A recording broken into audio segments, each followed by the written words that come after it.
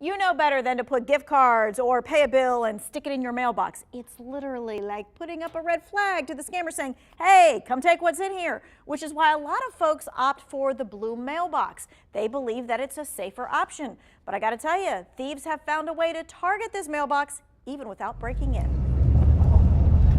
Diana Strader makes the trip from Stokesdale to Greensboro several times a week to visit her aunt. I take her to her doctor's appointments and, stuff like that. And it's a wonderful relationship. And there was just no way I was going to let somebody do her like that. And just what did someone do to Diana's aunt? She wrote a check to pay her Spectrum bill, and I took it up to the post office on West Market Street, like I always do every month with her bill. Somebody had taken the check. The check was originally for $126.86, and they changed everything and wrote it for $6,009. You heard right, $6,000.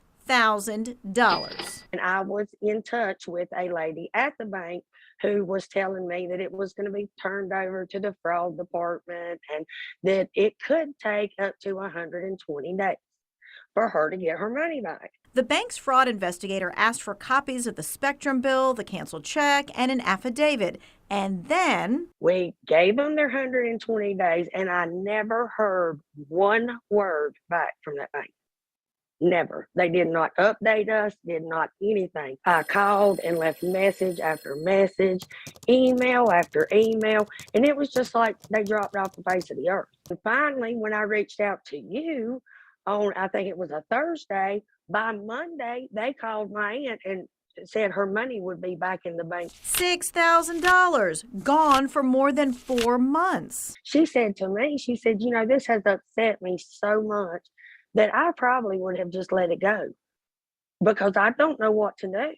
And I said, no, ma'am, we're not letting this go because it's just not right. How often does check fraud happen? Ooh, more often than you think.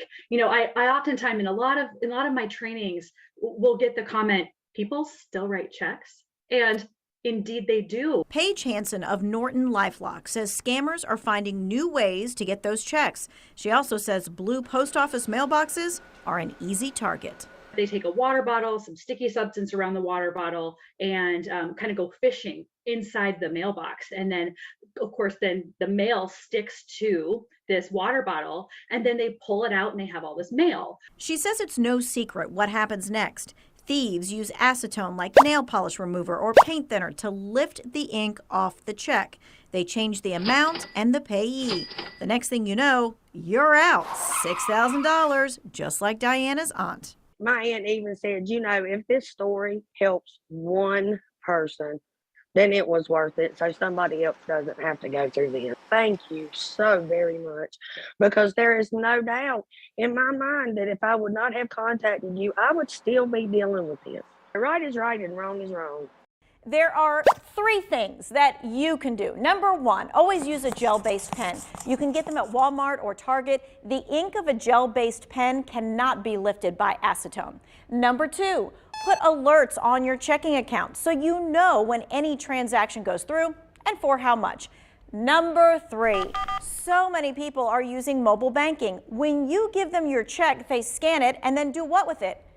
Yeah, they throw it out, making it easy picking. So have the conversation. Either ask them to deposit it in front of you and take your check back, or ask them to shred the check when they're done.